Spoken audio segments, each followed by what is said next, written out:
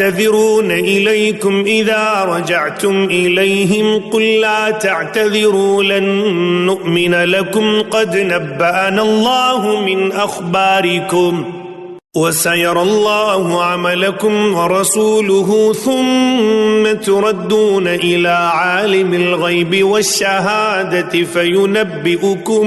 بما كنتم تعملون سيحلفون بالله لكم إذا انقلبتم إليهم لتعرضوا عنهم فأعرضوا عنهم إنهم رجس ومأواهم جهنم جزاء بما كانوا يكسبون يحلفون لكم لترضوا عنهم فإن ترضوا عنهم فإن الله لا يرضى عن القوم الفاسقين الأعراب أشد كفرا ونفاقا وأجدر ألا يعلموا حدود ما أنزل الله على رسوله والله عليم حكيم ومن الأعراب من يتخذ ما ينفق مغرما ويتربص بكم الدوائر عليهم دائرة السوء والله سميع عليم ومن الأعراب من يؤمن بالله واليوم الآخر ويتخذ ما ينفق قربات عند الله وصلوات الرسول ألا إنها قربة لهم سيدخلهم الله في رحمته إن الله غفور رحيم والسابقون الأولون من المهاجرين والأنصار والذين اتبعوهم بإحسان رضي الله عنهم ورضوا عنه وأعد لهم جنات تجري تحتها الأنهار خالدين فيها أبدا ذلك الفوز العظيم وممن حولكم من الأعراب منافقون ومن أهل المدينة مردوا على النفاق لا تعلمهم نحن نعلمهم سنعذبهم مرتين ثم يردون إلى عذاب عظيم وآخرون اعترفوا بذنوبهم خلطوا عملا صالحا وآخر سيئا عسى الله أن يتوب عليهم إن الله غفور رحيم خذ من أموالهم صدقة تطهرهم وتزكيهم بها وصل عليهم إن صلاتك سكن لهم الله سميع عليم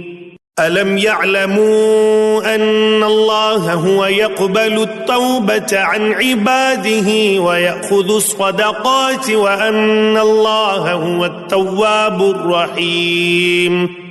وقل اعملوا فسيرى الله عملكم ورسوله والمؤمنون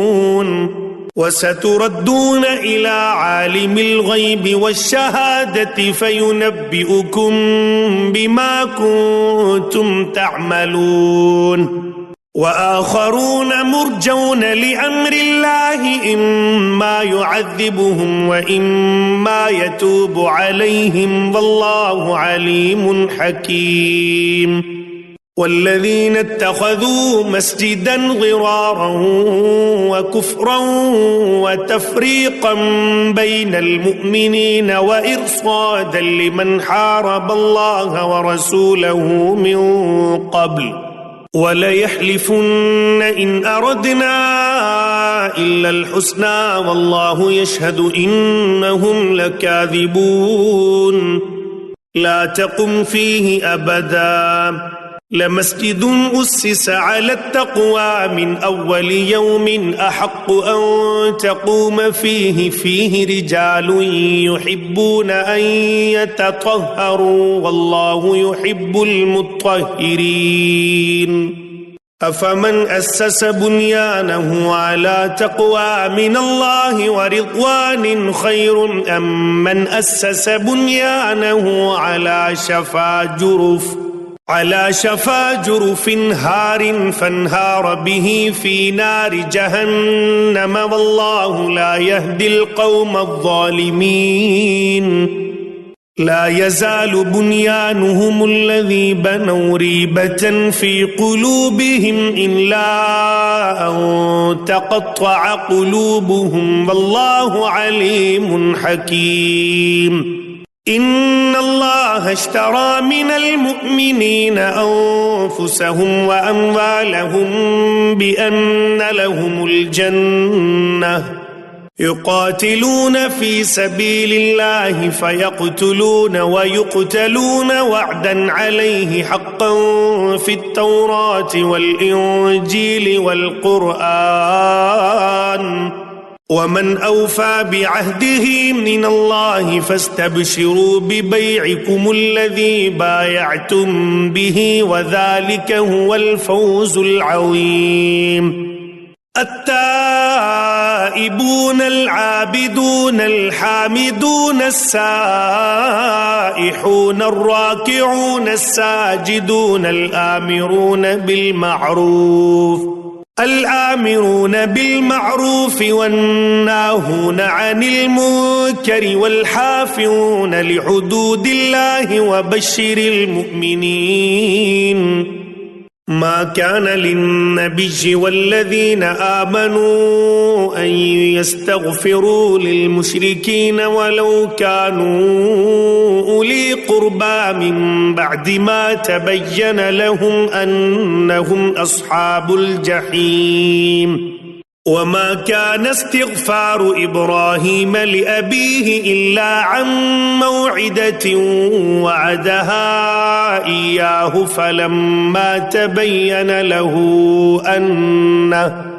أنه عدو لله تبرأ منه إن إبراهيم لأواه حليم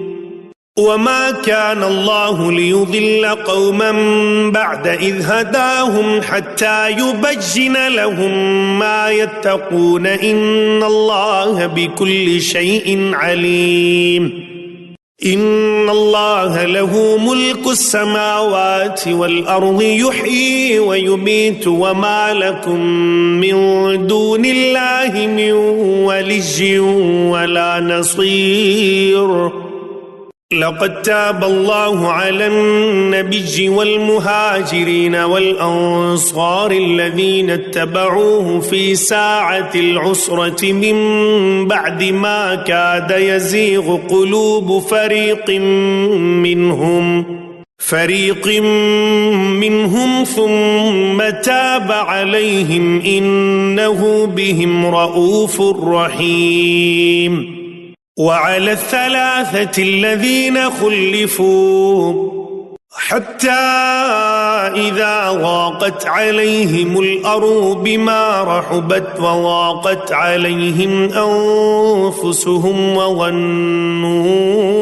أن لا ملجأ من الله إلا إليه ثم تاب عليهم ليتوبوا إن الله هو التواب الرحيم يا أيها الذين آمنوا اتقوا الله وكونوا مع الصادقين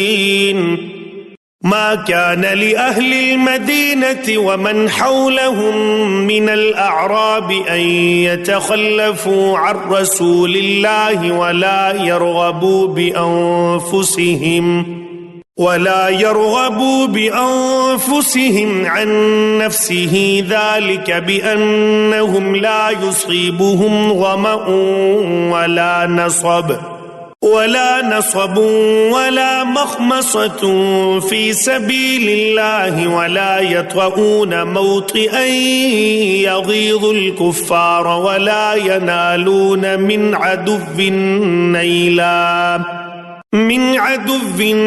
نيلا إلا كتب لهم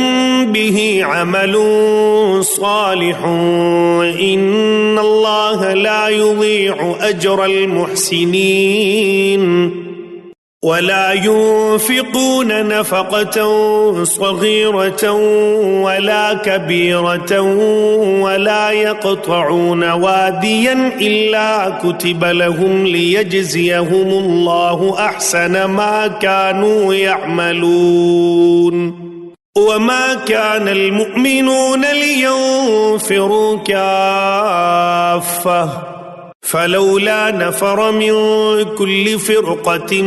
منهم طائفة ليتفقهوا في الدين ولينذروا قومهم إذا رجعوا إليهم لعلهم يحذرون يا أيها الذين آمنوا قاتلوا الذين يلونكم من الكفار وليجدوا فيكم غلظة واعلموا أن الله مع المتقين وإذا ما أنزلت سورة فمنهم من يقول أيكم زادته هذه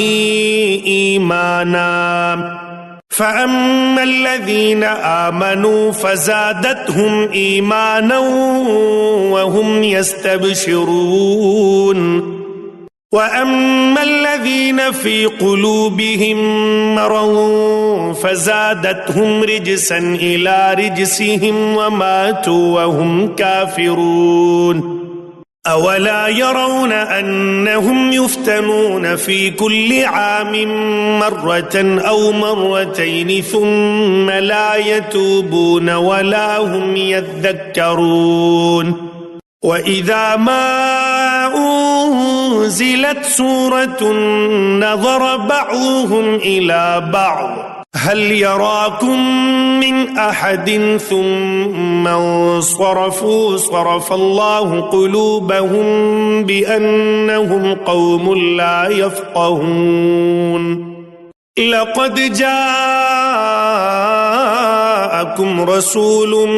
من أنفسكم عزيز عليه ما عنتم حريص عليكم بالمؤمنين رؤوف رحيم فإن تولوا فقل حسبي الله لا إله إلا هو عليه توكلت وهو رب العرش العظيم بسم الله الرحمن الرحيم ألف لام را تلك آيات الكتاب الحكيم أكان للناس عجبا أن أوحينا إلى رجل منهم أن أنذر الناس وبشر الذين آمنوا أن لهم قدم صدق عند ربهم قال الكافرون إن هذا لساحر مبين إن ربكم الله الذي خلق السماوات والأرض في 6 أيام ثم استوى على العرش يدبر الأمر ما من شفيع إلا من بعد إذنه ذلكم الله ربكم فاعبدوه أفلا تذكرون إليه مرجعكم جميعا وعد الله حقا إنه يبدأ الخلق ثم يعيده ليجزي الذين آمنوا وعملوا الصالحات بالقسط والذين كفروا لهم شراب من حميم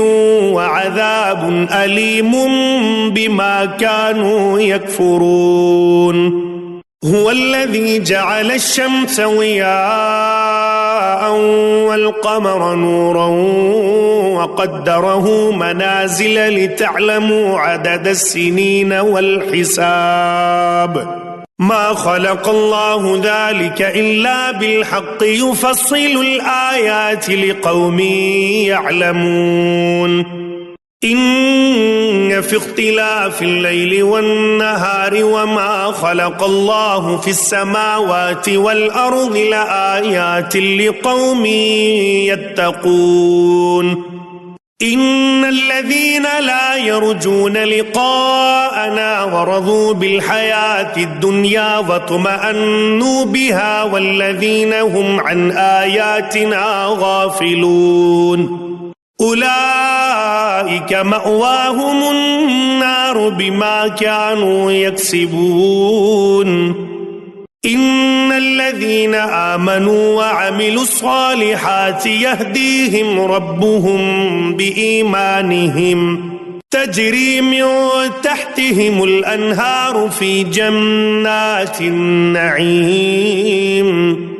دعواهم فيها سبحانك اللهم وتحيتهم فيها سلام وآخر دعواهم أن الحمد لله رب العالمين ولو يعجل الله للناس الشر استعجالهم بالخير لقضي إليهم أجلهم فنذر الذين لا يرجون لقاءنا في طغيانهم يعمهون وإذا مس الإنسان الضر دعانا لجنبه أو قاعدا أو قائما فلما كشفنا عنه ضره مر كأن لم يدعنا إلى ضر مسه كذلك زجن للمسرفين ما كانوا يعملون ولقد أهلكنا القرون من قبلكم لما ظلموا وجاءتهم رسلهم بالبينات وما كانوا ليؤمنوا كذلك نجزي القوم المجرمين ثم جعلناكم خلائف في الأرض من بعدهم لننظر كيف تعملون وإذا تتلى عليهم آياتنا بينات قال الذين لا يرجون لقاء نأت بقرآن غير هذا أو بدله قل ما يكون لي أن أبدله من تلقاء نفسي إن أتبع إلا ما يوحى إلي إني أخاف إن عصيت ربي عذاب يوم عظيم قل لو شاء الله ما تلوته عليكم ولا أدراكم به فقد لبثت فيكم عمرا من قبله أفلا تعقلون فمن أظلم ممن افترى على الله كذبا أو كذب بآياته إنه لا يفلح المجرمون ويعبدون من دون الله ما لا يضرهم ولا ينفعهم ويقولون هؤلاء شفعاؤنا عند الله قل أتنبئون الله بما لا يعلم في السماوات ولا في الأرض سبحانه وتعالى عما يشركون وما كان الناس إلا أمة واحدة فاختلفوا ولولا كلمة سبقت من ربك لقضي بينهم فيما فيه يختلفون ويقولون لولا أنزل عليه آية من ربه فقل إنما الغيب لله فانتظروا إني معكم من المنتظرين وإذا أذقنا الناس رحمة من بعد ضراء مستهم إذا لهم مكر في آياتنا قل الله أسرع مكرا إن رسلنا يكتبون ما تمكرون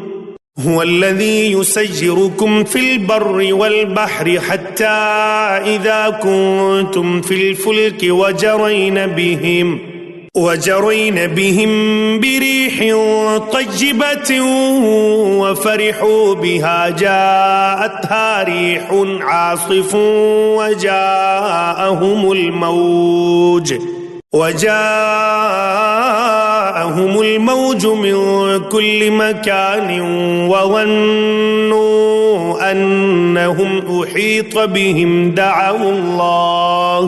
دعوا الله مخلصين له الدين لئن أنجيتنا من هذه لنكونن من الشاكرين فلما أنجاهم إذا هم يبغون في الأرض بغير الحق يا أيها الناس إنما بغيكم على أنفسكم متاع الحياة الدنيا ثم إلينا مرجعكم فننبئكم بما كنتم تعملون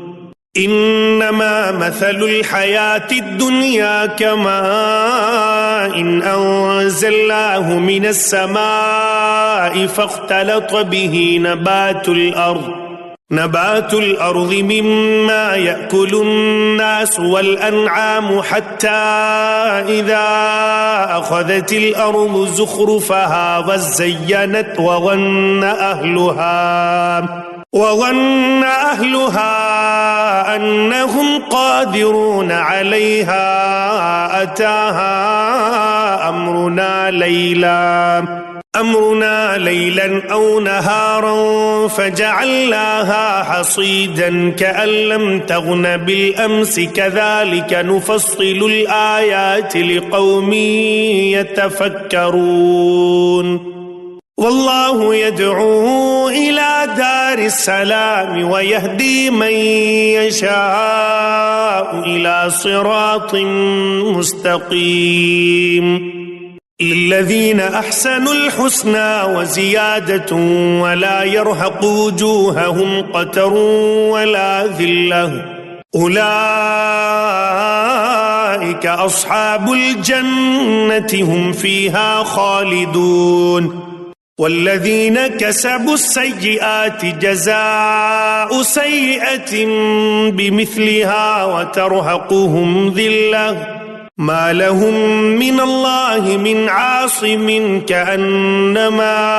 أغشيت وجوههم قطعا من الليل مظلما أولئك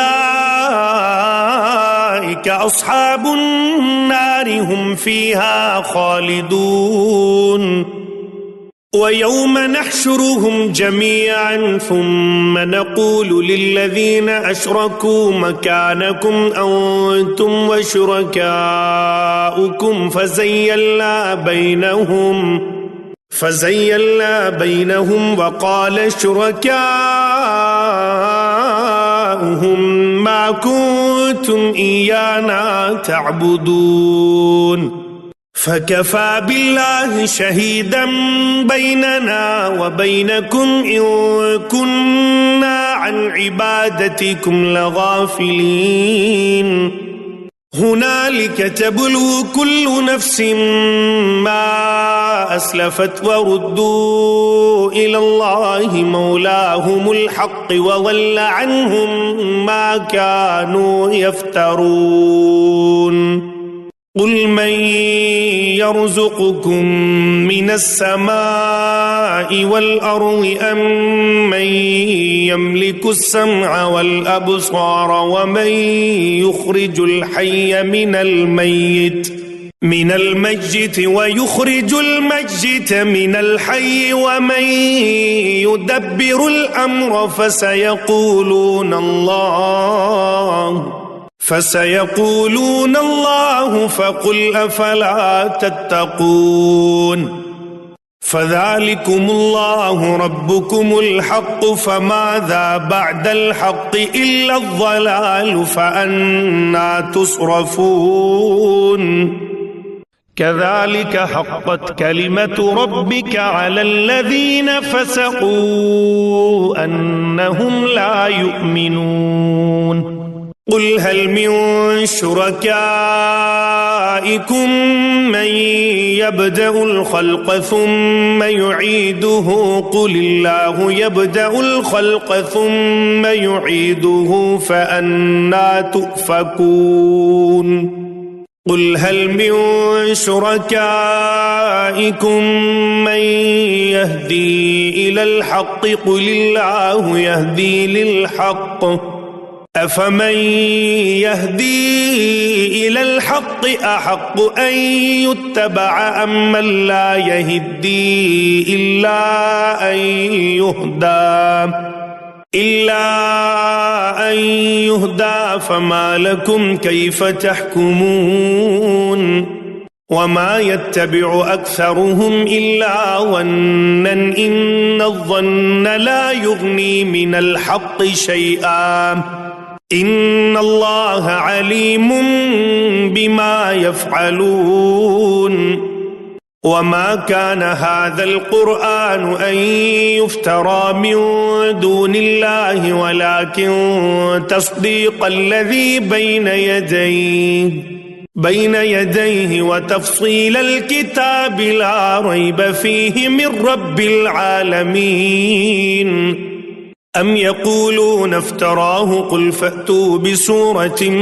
مثله وادعوا من استطعتم من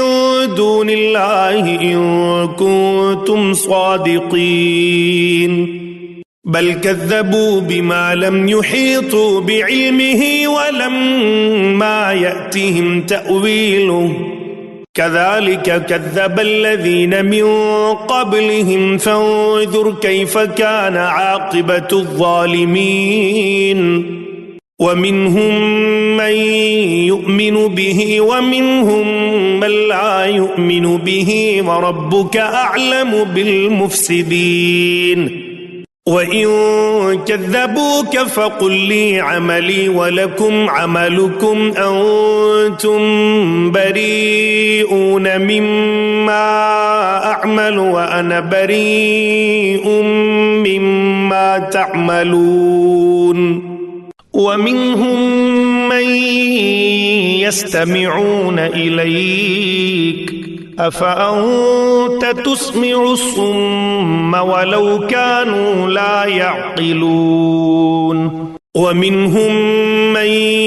ينظر إليك أفأنت تهدي العمي ولو كانوا لا يبصرون إن الله لا يظلم الناس شيئا ولكن الناس أنفسهم يظلمون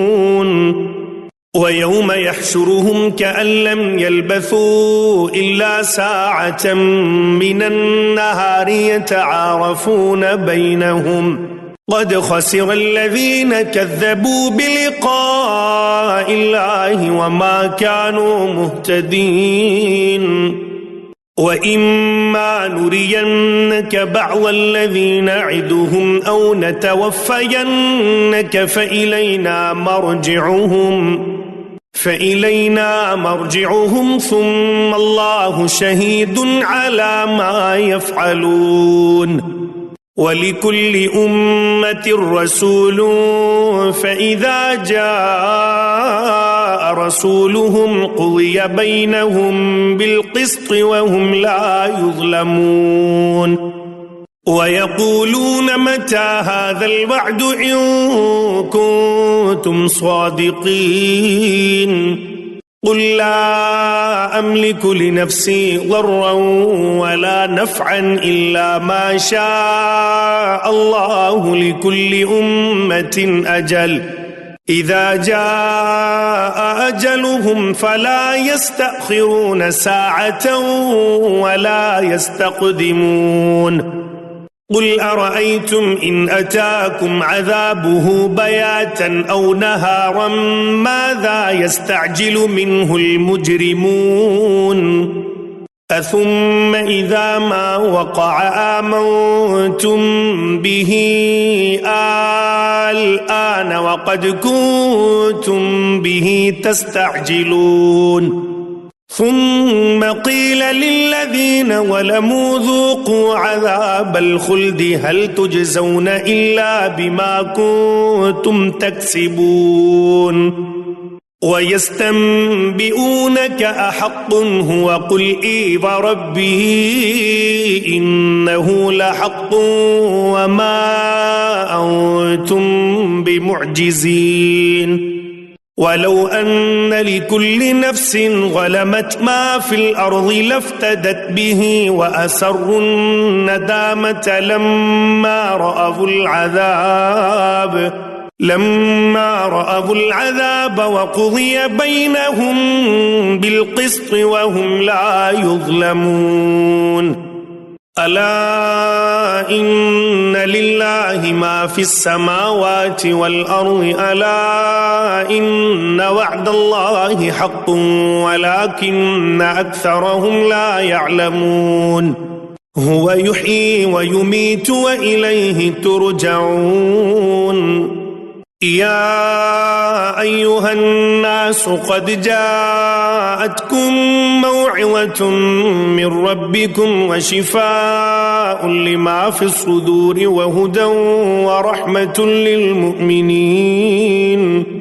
قل بفضل الله وبرحمته فبذلك فليفرحوا هو خير مما يجمعون قل أرأيتم ما أنزل الله لكم من رزق فجعلتم منه حراما وحلالا قل الله أذن لكم أم على الله تفترون وما ظن الذين يفترون على الله الكذب يوم القيامة إن الله لذو فضل على الناس ولكن أكثرهم لا يشكرون وما تكون في شأن وما تتلو منه من قرآن ولا تعملون من عمل إلا كنا عليكم شهودا إذ تفيضون فيه وما يعزب عن ربك من مثقال ذرة في الأرض ولا في السماء ولا أصغر من ذلك ولا أكبر إلا في كتاب مبين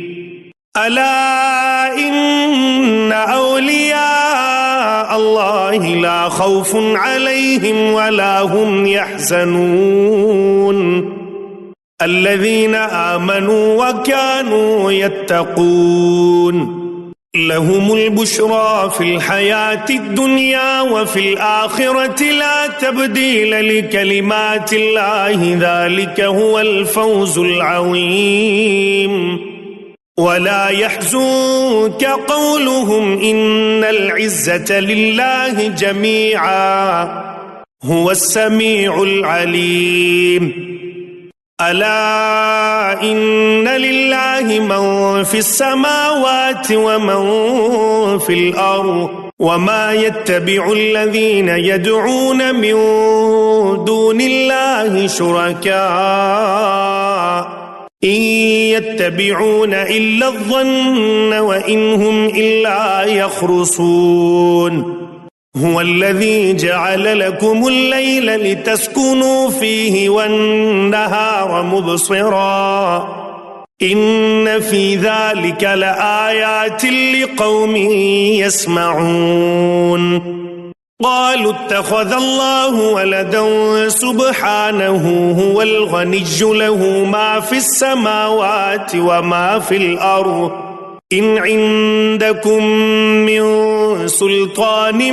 بهذا أتقولون على الله ما لا تعلمون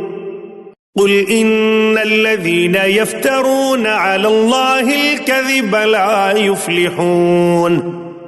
متاع في الدنيا ثم إلينا مرجعهم ثم نذيقهم العذاب الشديد بما كانوا يكفرون واتل عليهم نبأ نوح إذ قال لقومه يا قوم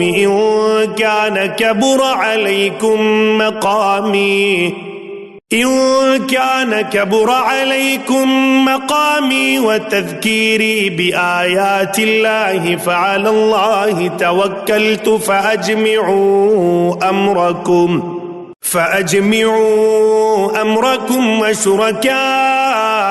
ثم لا يكن أمركم عليكم غمة ثم اقضوا إلي ولا تنظرون فإن توليتم فما سألتكم من أجر إن أجري إلا على الله وأمرت أن أكون من المسلمين فكذبوه فنجيناه ومن معه في الفلك وجعلناهم خلائف وأغرقنا الذين كذبوا بآياتنا فانظر كيف كان عاقبة المنذرين ثم بعثنا من بعده رسلا إلى قومهم فجاءوهم بالبينات فما كانوا ليؤمنوا بما كذبوا به من قبل كذلك نطبع على قلوب المعتدين ثم بعثنا من بعدهم موسى وهارون إلى فرعون وملئه بآياتنا فاستكبروا وكانوا قوما مجرمين فلما جاءهم الحق من عندنا قالوا إن هذا لسحر مبين قال موسى أتقولون للحق لما جاءكم أسحر هذا ولا يفلح الساحرون قالوا أجئتنا لتلفتنا عما وجدنا عليه آباءنا وتكون لكما الكبرياء في الأرض وما نحن لكما بمؤمنين وقال فرعون ائتوني بكل ساحر عليم فلما جاء السحرة قال لهم موسى ألقوا ما أنتم ملقون فلما ألقوا قال موسى ما جئتم به السحر إن الله سيبطله إن الله لا يصلح عمل المفسدين ويحق الله الحق بكلماته ولو كره المجرمون فما آمن لموسى إلا ذرية من قومه على خوف من فرعون وملئهم أن يفتنهم وإن فرعون لعال في الأرض وإنه لمن المسرفين وقال موسى يا قوم إن كنتم آمنتم بالله فعليه توكلوا إن كنتم مسلمين فقالوا على الله توكلنا ربنا لا تجعلنا فتنة للقوم الظالمين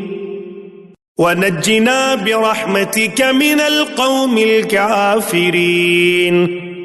وأوحينا إلى موسى وأخيه أن تبوأ لقومكما بمصر بيوتا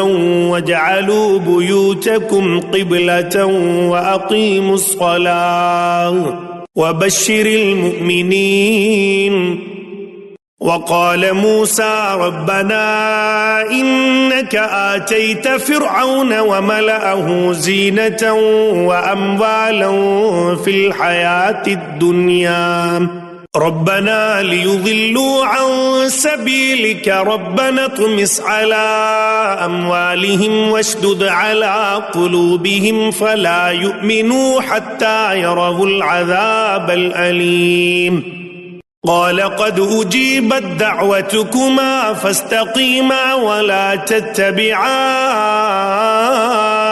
سبيل الذين لا يعلمون. وجاوزنا ببني إسرائيل البحر فأتبعهم فرعون وجنوده بغيا وعدوا حتى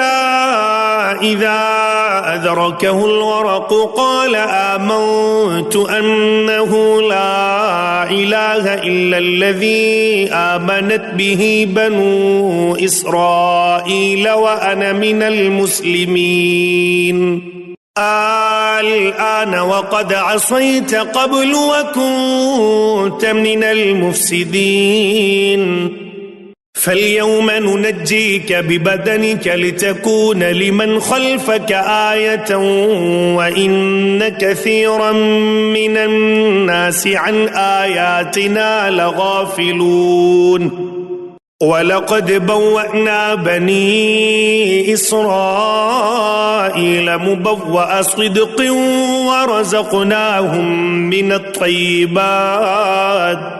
فما اختلفوا حتى جاءهم العلم إن ربك يقضي بينهم يوم القيامة فيما كانوا فيه يختلفون. فإن كنت في شك مما أنزلنا إليك فاسأل الذين يقرؤون الكتاب من قبلك لقد جاءك الحق من ربك فلا تكونن من الممترين ولا تكونن من الذين كذبوا بآيات الله فتكون من الخاسرين. إن الذين حقت عليهم كلمة ربك لا يؤمنون. ولو جاءتهم كل آية حتى يروا العذاب الأليم فلولا كانت قرية آمنت فنفعها إيمانها إلا قوم يونس لما آمنوا كشفنا عنهم عذاب الخزي في الحياة الدنيا ومتعناهم إلى حين. ولو شاء ربك لآمن من في الأرض كلهم جميعا أفأنت تكره الناس حتى يكونوا مؤمنين. وما كان لنفس أن تؤمن إلا بإذن الله ويجعل الرجس على الذين لا يعقلون. قل انظروا ماذا في السماوات والأرض وما تغني الآيات والنذر عن قوم لا يؤمنون. فهل ينتظرون إلا مثل أيام الذين خلوا من قبلهم قل فانتظروا إني معكم من المنتظرين ثم ثم ننجي رسلنا والذين آمنوا كذلك حقا علينا ننجي المؤمنين قل يا أيها الناس إن كنتم في شك من ديني فلا أعبد الذين تعبدون من دون الله ولكن أعبد الله الذي يتوفاكم وأمرت أن أكون من المؤمنين وأن أقم وجهك للدين حنيفا ولا تكونن من المشركين ولا تدع من دون الله ما لا ينفعك ولا يضرك فإن فعلت فإنك إذا من الظالمين وإن يمسسك الله بضر فلا كاشف له إلا هو وإن يردك بخير فلا راد لفضله يصيب به من يشاء من عباده وهو الغفور الرحيم قل يا أيها الناس قد جاءكم الحق من ربكم فمن اهتدى فإنما يهتدي لنفسه ومن ضل فإنما يضل عليها وما أنا عليكم بوكيل واتبع ما يوحى إليك واصبر حتى يحكم الله وهو خير الحاكمين بسم الله الرحمن الرحيم ألف لام را كتاب أحكمت آياته ثم فصلت من لدن حكيم خبير ألا تعبدوا إلا الله إنني لكم منه نذير وبشير وأن استغفروا ربكم ثم توبوا إليه يمتعكم متاعا حسنا إلى أجل مسمى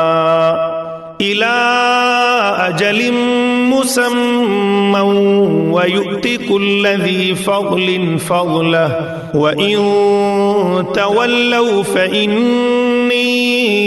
أخاف عليكم عذاب يوم كبير إلى الله مرجعكم وهو على كل شيء قدير ألا إنهم يثنون صدورهم ليستخفوا منه ألا حين يستغشون ثيابهم يعلم ما يسرون وما يعلنون إنه عليم بذات الصدور